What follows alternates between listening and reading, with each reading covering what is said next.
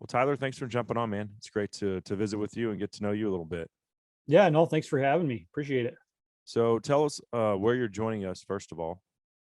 I am in Fairbanks, Alaska. Okay. And now, are you a native Alaskan or kind of just get there as fast as you could? Well, my dad was born and grew up in Fairbanks, and he had moved back down to his parents were from Colorado. And after my grandpa had passed away, my grandma moved him back down. And then he had lived up here on and off, after he got out of high school. And I was born in Colorado, grew up there, mostly there. We lived up here for a little bit, but mostly there for till I was 16. And then the whole family packed up, moved up here. And so it's been yeah, over half my life now that I've been up here, and it's Hmm. definitely home. Yeah. Well, I see one, two, three, four, at least four huge doll sheep rams behind you. So Yeah, there's a few more. oh gosh. So you get to hunt them every year, right? Yeah. Yeah. As a resident, you get a tag. I mean, I think all of us that live in the lower 48 are jealous of that. I think you could probably get a brown bear tag every year. Yeah, Pretty much. we can get, and the bears kind of depends on the area. Most of the state you can get a grizzly bear, brown bear every year. There's some areas where you have to wait 4 years before you can kill another one. And it used to be statewide, you had to wait 4 years, but the population has, whether the population's changed or people have just become more aware that there's a lot more grizzly bears running around than people realized. Either way, they found it appropriate. In some areas you can kill two a year. Oh wow. Wow. Plus you get a moose tag every year. Yeah. Moose, you can, some areas you can kill more, but uh the you can kill some areas one caribou, some areas two caribou, some areas five caribou, or more, depending on where you're at. Mm-hmm. You can get in certain areas, you can get mountain goat tags for just for free. You can get so moose, sheep, caribou, mountain goats, black bears. You can kill anywhere from 1 to 5 a year, depending on where you're at. But your um favorite thing is sheep? yeah, I would say so. Yeah. I've been a long time sheep addict, so Yeah. that's overall been what I've devoted most of my time to. Well, I mean, that's the dream for me someday, but for someone from a non-Alaskan resident, you're looking at 25 grand or something like that, just to get Yeah, into the game. I think that's more on the expensive side. I don't really keep too close tabs on what everywhere's running, but the prices can vary depending on where you're at. But I'd say like the the the spots I would go hunt if I was coming to Alaska to hunt on a guided hunt would be probably like 20 to 23. Yeah. Yeah. Now, have you Pretty done spendy. any other sheep hunting, or is it all doll Nope, sheep? nope, all doll sheep. Okay. Yep. So you're kind of in the same boat as the rest of us on that Yeah, front. Like, yeah. As far as going and getting other sheep, maybe someday maybe the opportunity. Either I'm going to have to be very intentional and plan for a lot of years to do it, yeah. or just wait and maybe it'll fall into my lap, maybe it won't. But I'm pretty Hmm. fortunate with the opportunities that I do have. So I there's in not just sheep, but there's a variety of stuff and places. There's so many places up here that you could go, you could do something different every year and never really run out of stuff to do. Hmm. What is your favorite caliber for doll sheep? I don't know if I really have a favorite one. I've killed a bunch of them with a 25-06. That's a really good sheep rifle. Hmm. I've killed several of them with the 6.5 Creedmoor that everybody loves to hate, but it's a Oh yeah. great sheep. It's a great sheep gun. I have a custom it's a custom sheep rifle that's we call it a 27 O'Connor. It's a 280 Ackley improved, neck down to 270. And that's a race horse that does really well on them too. I've killed a few sheep with that.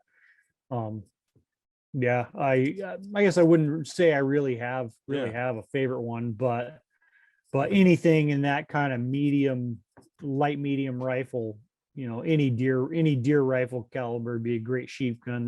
So how They're tough are not very those? tough. They're not They're very not tough. okay. No, mountain goats are kind of the opposite end of the spectrum. Those things are about as tough for pack and lead as any critter I've seen. They don't give up the ghost very easy. Yeah. But Dall sheep, they're not very tough. If even if you're off a little bit and you still get a solid hit on the animal, you're going to recover them. But they usually don't go very far. Sometimes they'll just stand there when you shoot. They don't even react to it sometimes, and then they'll just tip over. Okay. Well, so tell us a little bit about yourself as far as like what do you do for a living? I know you have a Tundra Talk. It's a podcast. Yeah. And that's kind of a side of found I've had to do different things for a living. My wife's a nurse, so Mine too. and so she works at the hospital, and I was a mechanical insulator by trade, and it's kind of what I grew up at. I through college I did that, and I got a mechanical engineering degree, but after college I was so sick of school that I didn't have any interest in going to an office job. So, and I had already turned out as a journeyman, so I just kept working in the construction trades, and a few years ago I finally quit doing that. And I've been writing for Outdoor Life for about 10 years. And that work had picked up to the point where, with my wife and I's work schedules and kids and all the factors you have to consider, I was able to quit working construction and just write for Outdoor Life, and which involves doing some, basic videos, stuff like that. Kind of we've worn a lot of hats with it, but content producing. And then I decided to get into the podcast world about a little over 3 years ago, and started that podcast. And that's finally, making enough money to make it worth doing, in addition to just enjoying it. But you don't outfit. No, I don't. Okay. I have worked as an assistant guide periodically, but I haven't done that in quite a while. Okay. Well, so Alaska's been kind of in the headlines a lot here of late when it comes to, and I forget the unit, but we had on Lewis Cusack of he's the president of the SCI Alaska chapter, and does a lot of stuff with taking wounded veterans on moose hunts and stuff like that up there, grizzly hunts. And when this story broke, we had him on. I figured we'd get your take. I think some things have changed since the initial news came out, that, and I forget how many acres it is, but it's like the size of like what, Georgia or something like that. Like something like that. It's like 60 million acres. And tell us exactly, just a refresher on what exactly they're trying to do there in terms of preventing people from hunting on federal land. Yeah, well, I guess as a little bit of like brief background, there's in Alaska, there's primarily the state management of wildlife, which is the way, constitutionally it's set up that the state's supposed to manage the wildlife. Well, with ANILCA, which is I think it's Alaska National Interest Lands Claims Act in the late 70s, early 80s, that brought in a separate set of regulations in certain areas to cover, subsistence hunting, and make sure that people that are subsistence hunters and like truly do, rely on wild meat to meet their needs, to make sure that they have that, and they have a continued, they can propagate the opportunity that they have for that. So there's two like sometimes conflicting sets of management agencies for Alaska. And what happened here is we call it an advisory council, made up of representatives from several rural communities in this area. It's unit 20, 23, and 26A, which is basically the northwest quarter of Alaska.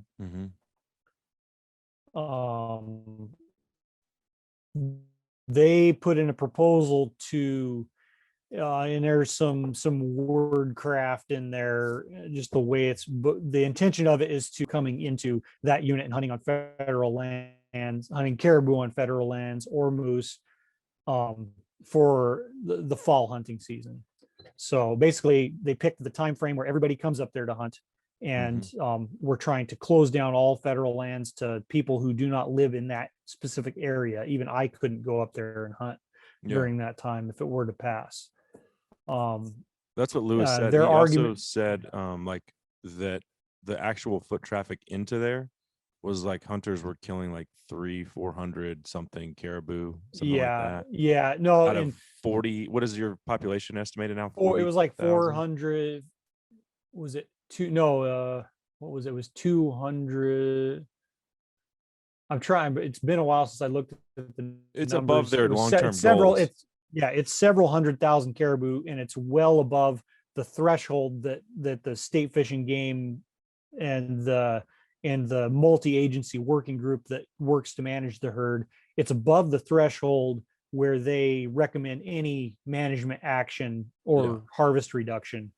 Um, and non-local hunters are only harvesting like 3% or so of the harvest, are only taking 3% of the caribou harvest. The rest are local users that are taking that. And their argument was that these non-local traffic, because people will fly, maybe to Anchorage and then Mm-hmm. shuttle to some of these smaller communities, get on a bush plane and fly out.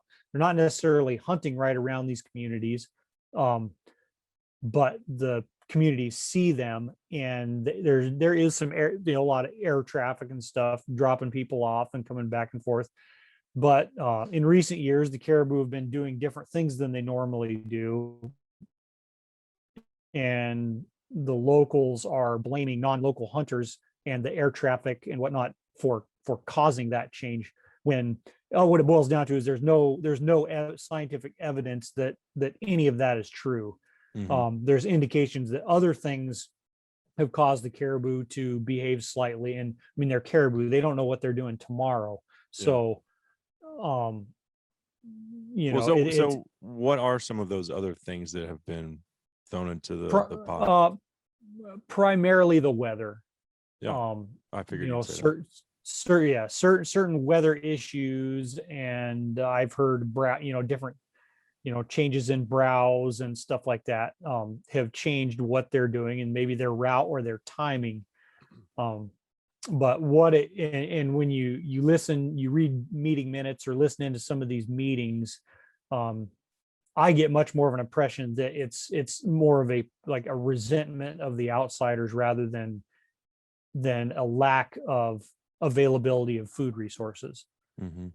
Yeah. So that's what Clearly, if you're in the hundreds of thousands of animals and the people that they're blaming are killing 3% of the harvest, not the population, 3% of the overall harvest. yeah, Yeah, that's just, it seems like you there's a lot know more and to it than meets yeah, the eye.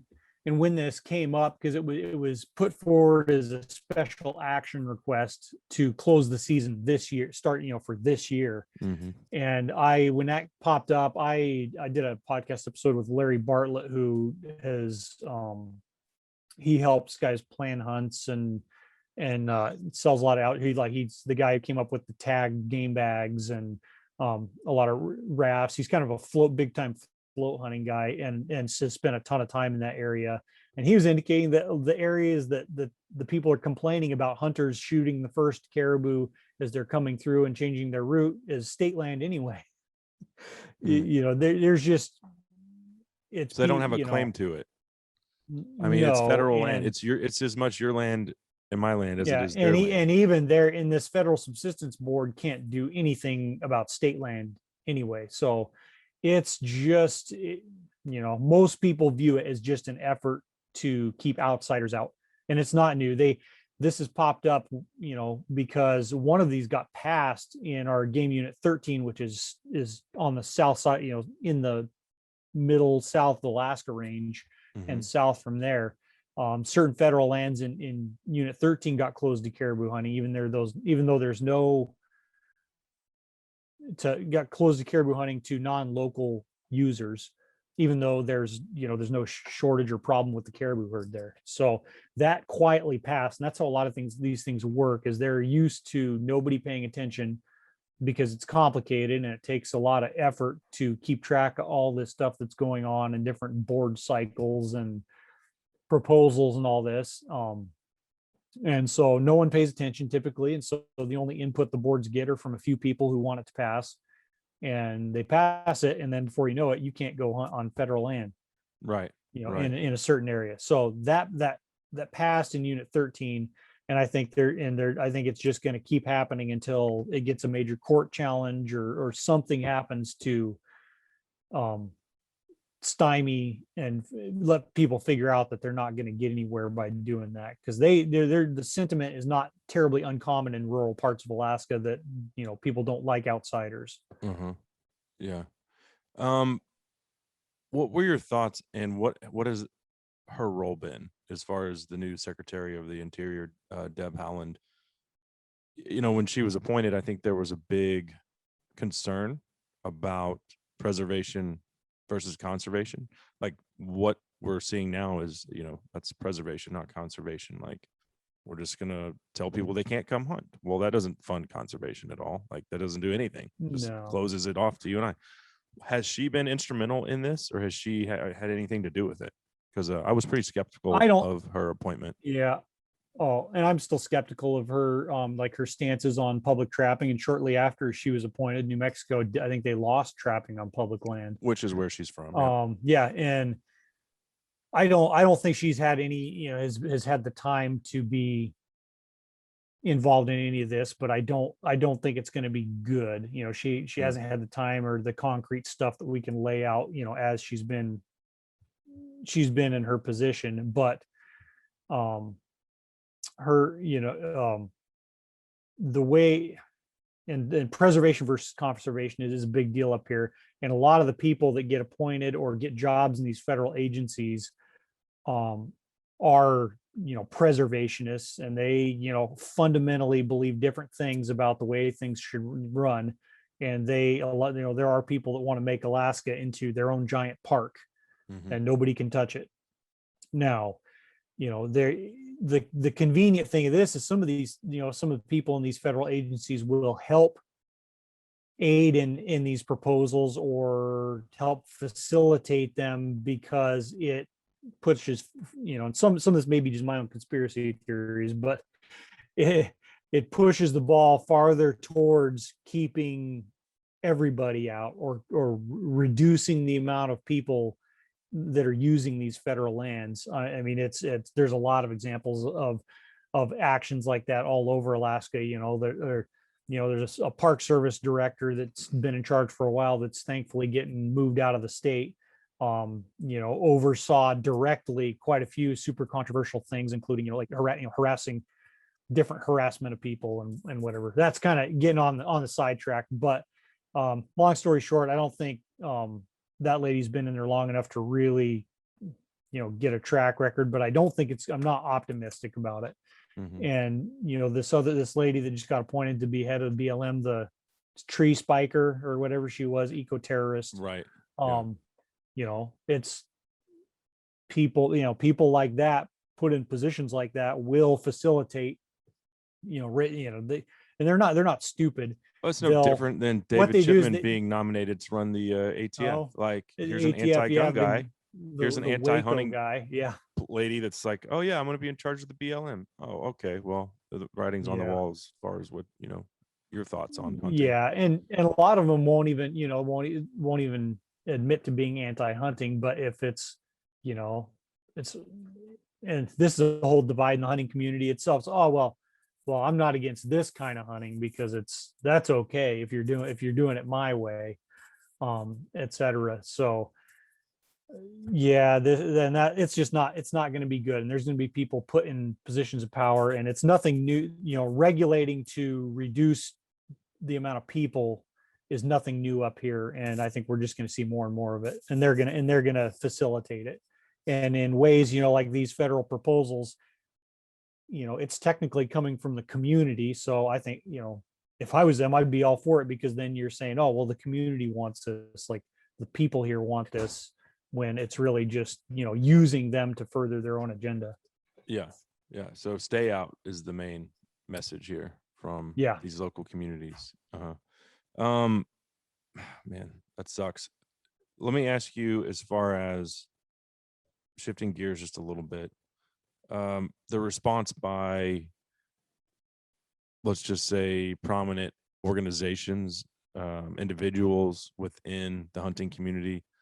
I waited for weeks and I really didn't see many people talking about it. I had Lewis on before I ever saw some of these other entities say a word about it. Why do you think some of them have stayed mum on the topic? I I think they try to be really careful. Some of these folks, like, and it's a bone I've had to pick for a long time. They're all super cozy and pro federal agency, and then that's a big thing in Alaska because the feds aren't everybody's friends typically up here. There's some resentment and a lot of stuff that goes on. There's that angle, and I just don't. I think there's more important things to some of those people. I kind of try to push the buttons a little bit, and put some of those, put these issues in a spot where they have no choice but to give their opinion on them, or give some input on them. And ultimately that's the goal, because that's what we need if we expect this stuff to not be rammed through. They're used to it going through quietly without anybody knowing. And it just showed they were talking about closing down 60 million acres of land. If a farmer, if a rancher drags a log across a public stream access road in Montana, they're going to be all over it in 20 minutes. Right. Like the consequences and the far reaching consequences of this are pretty extreme. So, and it took a little bit. It was a little frustrating because it took me 30 minutes or less than 30 minutes to, get this proposal, read it, what's going on, then instantly go look up, published current data on the caribou herds, and, well, is there really an issue with the caribou that needs that we need to reduce the hunter numbers? I mean, that's the first thing I did too, was go look at the population numbers and trends. Yep. And you can see, I have never even been to Alaska, but yeah, and they have it laid out. I mean, it's laid out very, very digestibly, if that's even a word. And then it gives non-local hunter numbers and harvest data and says some of the issues that are happening, so it's pretty black and white. I don't know who some places are worried about making angry by saying the wrong thing about it, maybe, but it was a little frustrating that people were being quiet. And it's still there.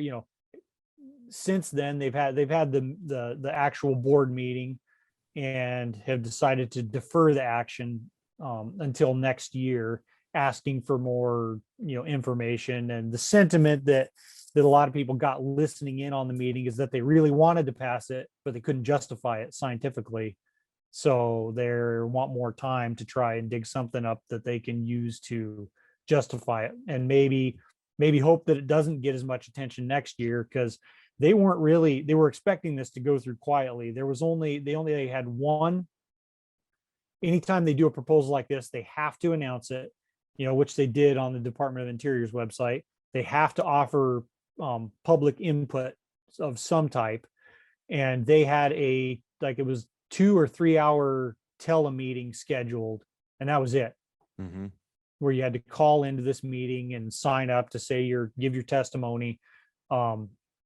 And we ended up getting so many people to email them and harass them that the federal agency, that they opened the opportunity for written comment as well, which was a positive. And I really don't think they were expecting the kickback. I think it was like 4 hours or so that the meeting went before, and it's difficult. And they did it of course in the evening here, which is late at night anywhere in the central US or farther. Yeah, Lewis sent me the link to that one, and I was like, man, I'm like taking kids to soccer practice then. Yeah. Like, no, and I think it may not be constructed to be in a manner that's difficult for people to give input, but I think where there's smoke, there's fire. There's an awareness that it's not making it as easy as maybe it should be.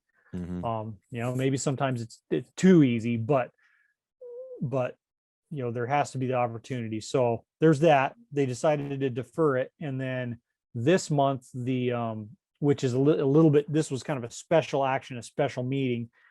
um is it this year or this coming year, there's the every four, I think it's 4 years, they have a cycle where the federal board reevaluates and takes proposals for changing the federal regulations in Mm-hmm. these subsistence areas.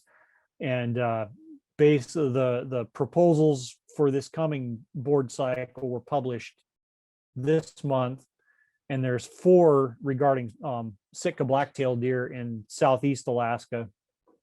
That two of them are to reduce bag limit for non-local users, and two of them are to close federal lands in these specific areas for non-local users. Wow. um and these are current proposals that are up now, and you only have until I think it's July 19th to submit public comment for it. And it's just the same kind of deal. I've seen the Alaska Department of Fish and Game commentary opposing all of these proposals, citing that they've recently upped the bag limit because the deer have been doing so well, and that there's very little hunting pressure there anyway. Right. Right. Yeah. Well, logistically, even on things that just say the layman from the lower 48 could afford, logistically getting to Alaska to experience this stuff is like the biggest hang up. It's three Yes. planes, takes sometimes 36 hours, 48 hours just to get to your final destination. Yeah, Um, it certainly can. yeah. um and most people may never go hunt, and you can't say there aren't other places to go hunt, but it's the principle, and it's what the precedence that this type of thing is setting. They saw it pass in Unit 13. Now they tried to call, and it's obviously, Unit 2326A, 60 million acres, is a more visible, bigger, immediate impact. So it was good to see the response to that. But also, this is the same thing in an area of southeast where the state managing agency is saying that there isn't an issue here. That Right. there, Right. or that the issue isn't that the deer are suffering, or that there's too many hunters. Yeah. Oh, that was my point on the travel. It was like, Yeah. okay, well, there's so many limiting factors on why Yeah. the actual harvest is Oh, probably yeah. Yeah. very low. Yeah. Even if the tag isn't $20,000 like it is for a Dall sheep. So Yeah. I mean, I think what it boils down to is just feelings of resentment towards non-locals. mhm. And sometime, and the threshold for submitting these proposals is pretty low on the state level. I don't know about the federal level. The state level, anybody can submit a proposal. But it may take one or two people with a couple bad, with one bad experience, and decide that they're gonna try and keep it, and then snowballs into, all of a sudden, this federal land, you can't go there. Mhm. Or, Yeah. and then the more, if more of them start tipping over, it's going to end up that you can't really hunt anywhere in the biggest state in the whole country. Yeah. I think it's important to define the subsistence hunter aspect. Do you have to be Yeah. an indigenous person or just someone that like lives No, there? no, it's just it's based on where you live. Okay, No. so would you say that, and I want to be careful is not to make it a race or like anything having to do with the color of someone's skin, but do the indigenous people feel like they have more of a claim to it? Or I mean, if you Just, I would say, go ahead. I would say some do. I mean, just like any people, we're all people. Right. And I'm sure it's not only the Alaska natives who in some of these areas that feel that way. I Mhm. think it's kind of more of a human condition to, and in some ways I can understand their feeling that way, because Sure. you live out in these places, you have a certain ownership of these places that, it's like, just like Well, do they have in general. reservations or their own X number of No, acres? it's broken up, different tribal or native corporations Uh-huh. have their own land allotments that Okay. they can, some of them will And so allow you people wouldn't to be hunt able to there. go and hunt on their land without their permission. No, Right. Okay. So this is no. outside of that. This is just like, Yeah, this is federal just land that they're this is staking just a claim to that general too. federal land. Yeah, Yeah. and it's just a way to it's a way to that's been crafted to try and keep outsiders out. And Mhm. you listen or read the meeting minutes, and people will refer to, they feel like they're being mistreated, which there's no excuse for that if it is happening, obviously. um but there's two sides to every story as well. So there's this resentment to outside hunters just swooping in for hunting season when you live there all the time, and you have it to yourself the rest of the year. I can understand the feeling of that, but that doesn't mean it's right Mhm. to No, to absolutely. really try and keep people from hunting there. Yeah. Um, well, let's switch gears because there's one other thing I wanted to ask you about pertaining to Yeah, Alaska, and I haven't looked at it since Trump left office, but kind of I don't know if it was a parting shot or just I was talking with Ben Cassidy from SCI, and he said that a lot of presidents had thought about passing it. Trump's just the first one that did it. But as far as the federal, I guess, drilling permits that yeah, went up for auction and stuff, I've read conflicting things from Alaskan natives saying, "Hey, we actually want this," and then another one saying, "Hey, we don't want this." Um, but living in Texas, we have oil platforms on every deer lease, every ranch in the state, and it doesn't affect wildlife movement. I mean, is it a little bit of an eyesore? Sure, but I don't want to. Me personally, Cable Smith, I don't want to be beholden to China or Russia or anyone else, or anywhere else for yeah, oil. I think the more self-sustaining we are, the better.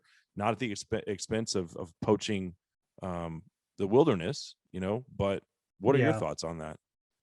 Well, I don't know. I tend to be more and referring to these like lease permits that went up for sale for area 1002 in technically in the Arctic National Wildlife Refuge.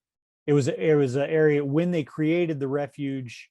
It wasn't supposed to be included in the refuge, but they did, but still left it designated for oil exploration. Uh-huh. Um, all this is basically adjacent to existing oil development. It's maybe like 60 miles as a crow flies from the Prudhoe Bay oil fields. But there's you can see even on Google Earth, there's drill pads on Point Thompson right up to next to the edge of this area. So Mhm. it's been a hot topic, and 99% of what people hear is completely BS on it. So there's people that there's interests that would like to explore and drill it for oil. I personally I favor it more than oppose it, but I'm not like 100% convinced either way that it needs to happen right now. Mhm. But there's a lot of people who they mischaracterize it. There's Sitka Gear was a company that they made a post with a bunch of photos, of caribou up in the mountains and all this jazz. And I'm pretty sure none of those photos were taken anywhere near that area. Mhm. One of them that people did some sleuthing and found out the photographer took it at some lodge, like 200 miles away, but they use these powerful images and then they put their narrative in there that this is, and some other entities have said that have they say it like it's a matter of fact, like, oh well, this would be spoiling our last great wilderness. Well, they have no concept of just the amount of raw untouched wilderness that's up there. What about the 60 you million know acres they're trying to you close of know untouched well, wilderness? that's 60 million acres that isn't even near this area. Yeah. And I can't remember, I added up all of the and it's they're keep they'll just beat this dead horse of, oh, it's ruining the last Arctic. This is a pretty tiny area in comparison. I Mhm. mean, just federal public lands, just wildlife refuges, national parks, and not including state lands. So I think it's wildlife refuges, national parks, service lands. North of the Arctic Circle, I think it's like half the size of Montana or more. And Oh wow. that doesn't Yeah. even include BLM land or state land. So there's that, and there's the concept of not seeing how the oil operations run up there, how clean they run, how just how much care they take and how much priority they take to not disrupting wildlife. Yeah. And when they were initially putting in the Prudhoe Bay oil field and going to build the pipeline, they're saying the same things, worried about the Central Arctic caribou herd, which is right smack dab in the middle of all that oil development. And they exploded and like grew exponentially after oil development. And Huh. a lot of those, a lot of those caribou, it's individual anecdotes, but a lot of those caribou like to hang around, the oil platform. They can, and sometimes it's stay away from the wolves won't bug them as much if they're right there. There's different reasons, but Mhm. like it's a pretty healthy coexistence right there. Yeah. So it There's hasn't had no, some profound negative impact on that Central Arctic caribou herd. no, the herd exploded Wow. as development spread and grew. The herd Things you never exploded hear too. about, right? Yeah. Like, Yeah. And, the primary argument caribou wise is that this area 1002 is like the sacred, calving ground of the porcupine herd, which is the largest herd. I don't know if it's in the whole continent, but, um, and they do calve there sometimes, but, talking to some of the fish and game biologists, they haven't really been calving there in a while mhm. specifically. And they calve all the way from basically over into the Central Arctic, like the herd overlaps with the Central Arctic herd. They'll calve anywhere along that all the way back into Canada. You're talking about like 500,000 animals, in the neighborhood of 500,000 animals, Mhm. and Wow. sometimes herd will change, sometimes these herds will intermingle, and a bunch of this herd will go with that herd and vice versa. Um, and what you alluded to earlier is, the way some of these companies, entities, hunting personnel, well, even in the hunting world, unfortunately, eco personalities they'll use the interests of or use the opinions of some of the native groups to just further their own agenda. They don't care what they think. Mhm. If they cared what the native peoples thought, then they would do a little bit better job of learning what the real situation is. So the Gwich'in people, who live mostly on the south side of the Alaska range, and who are referenced mostly, or the folks around Arctic Village. A lot of these posts tagged Arctic Village as, in their posts on this. Well, Arctic Village isn't anywhere near Area 1002. It's like 100 some miles south of it, on the other side of the Oh, Brooks wow. Mountain Range. Um, and now and those people do also depend on that caribou herd, and their argument is, if the calving herd gets disrupted up there, they're not going to have the caribou, aren't going to move to the south and winter on the south side. They're not going to have the caribou, um which, you can take that concern as it is. You can agree, disagree, whatever, but the track record of how caribou interact northern Alaska oil development it's not like you have to go very far. It's immediately adjacent to this area.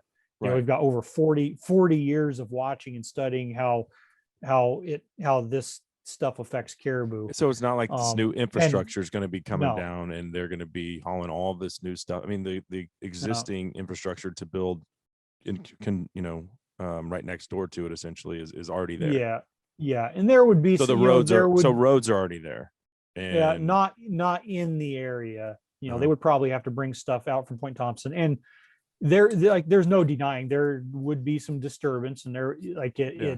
it's gonna have some impacts, but But at one the, time the I things had a that they're deer feeder set up on a lease. It was like 400 acres. And this oil company had literally 6 months left or their lease expired and they would lose the ability to drill there. It would go back to the family that owned it.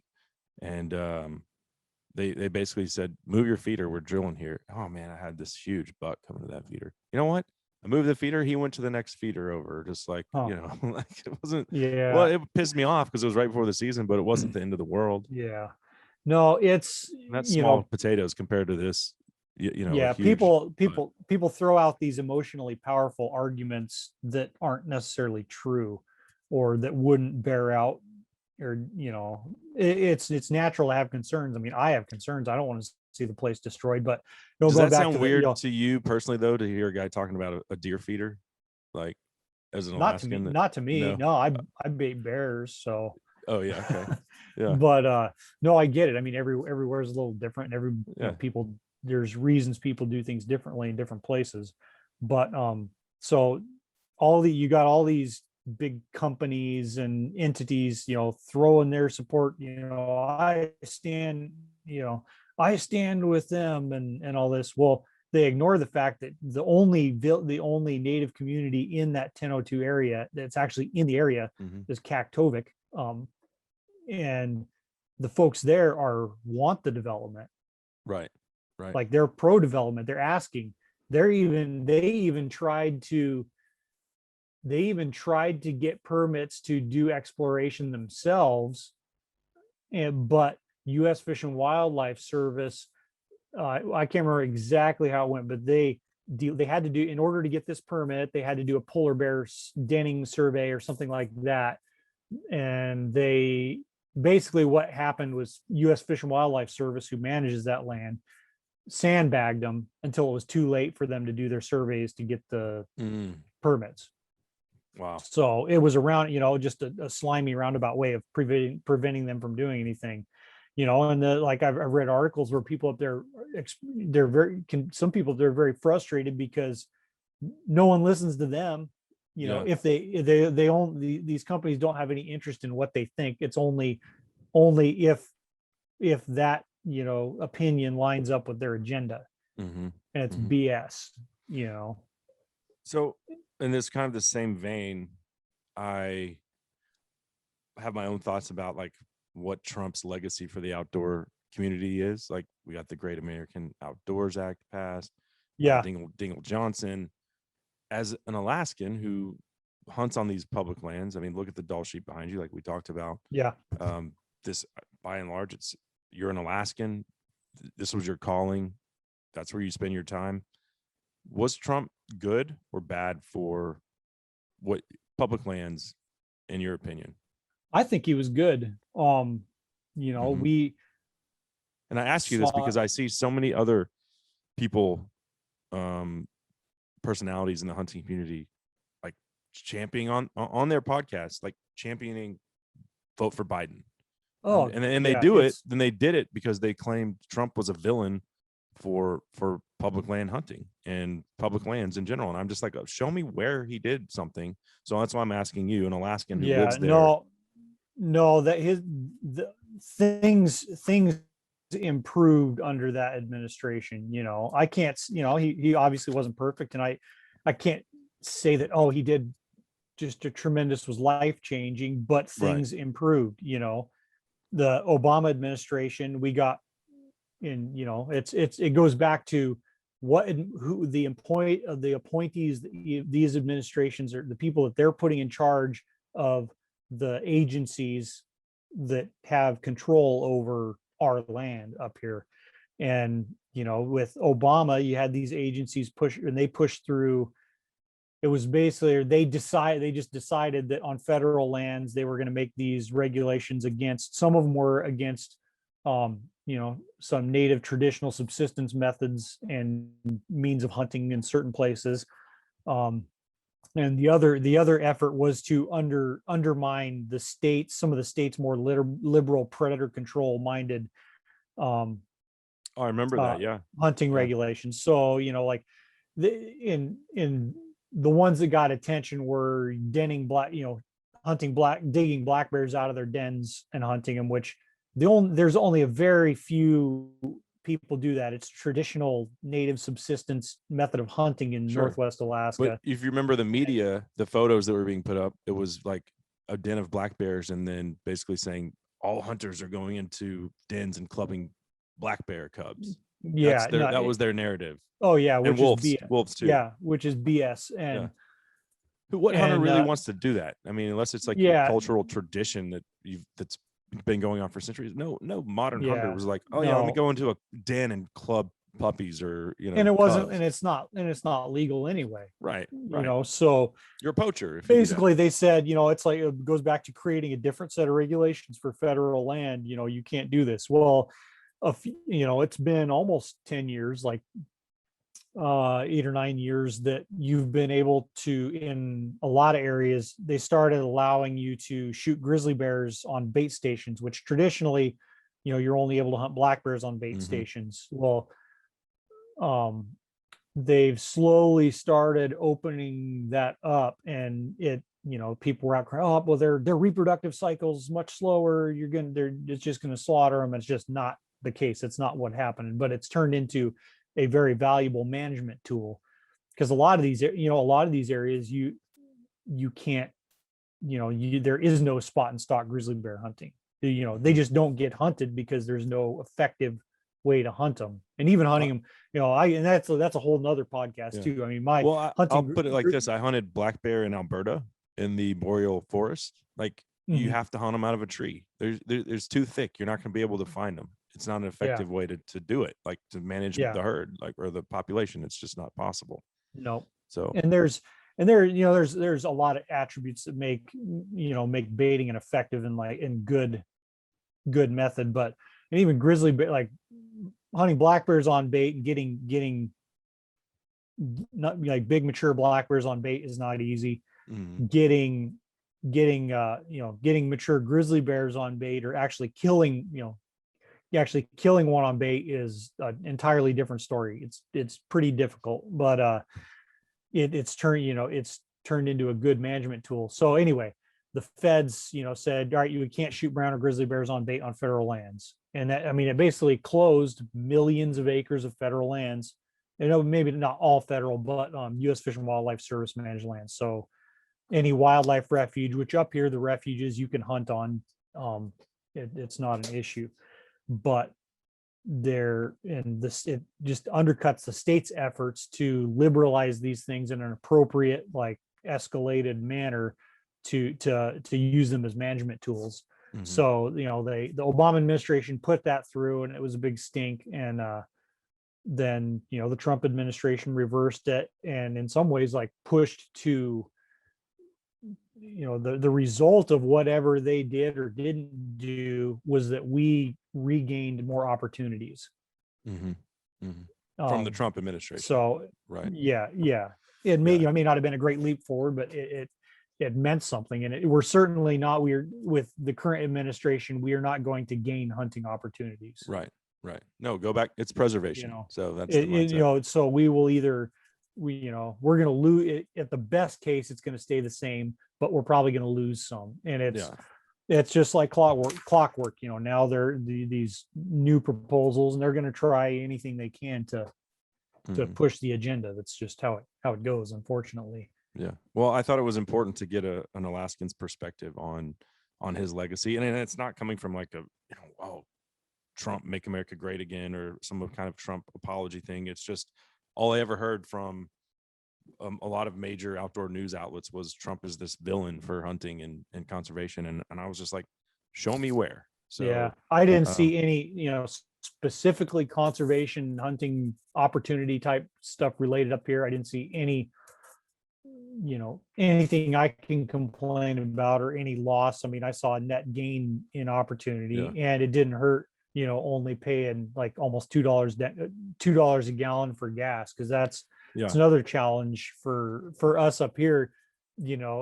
Everything's logistics, and nothing is close, or whether it's airplane gas or boat gas or ATV, or you got to drive your truck 8 hours each way to go to a spot. Like, it's expensive to get places, and it's it's even more expensive when fuel's expensive. Yeah. Oh yeah. And really, a lot of people are like charter flights, a lot, like, to some of the areas I used to sheep hunt. It's the regulation, insurance, and fuel expense and maintenance expense made it to where it's almost it's not worth. I can't justify spending $4,000 for a round trip, 3 hours up and 3 hours back. Oh wow. Yeah. I can't. It's the regulation and the expense is working a lot of regular people out of opportunities that they probably should have. Mm-hmm. I was at the grocery store this morning, and I looked. I was buying some limes for margaritas.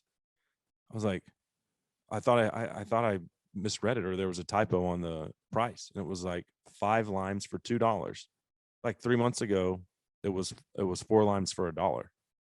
So the price of Oh limes man. has doubled. One lemon, 99 cents. Now, this is all subjective to where you live. Like Californians might be Yeah. used to paying that.